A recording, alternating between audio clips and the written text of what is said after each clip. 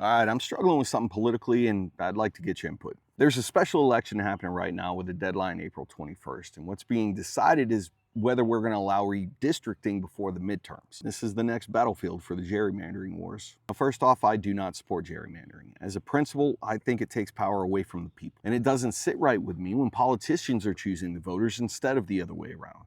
And I don't care who's in charge, Democrat, Republican, no party should have that kind of power. But I'm also not naive. I'm not going to bury my head to this moment that we're in right now. So yeah, I'm struggling with this decision because I am being asked to support it, even if it is temporary. And that's where this gets uncomfortable for me, because I understand on one hand there is a strategic argument.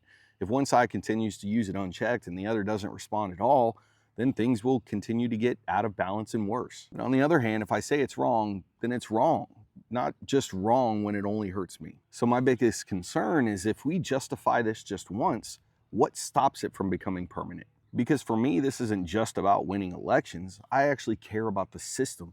I care just as much about how we win than if we win. So right now I am leaning towards supporting this measure because it's being put directly to the people and because it's being presented as something temporary. But I want you to listen very carefully to the words coming out of my mouth.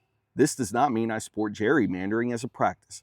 I support it as a temporary response to a system that's already being pushed out of balance. But I wanted to put this video out there for the public because I want my line to be very clear. If this becomes permanent, or if there's any attempt to extend it and this becomes business as usual, I'm out. I will not support any further measure to strengthen this type of dysfunction.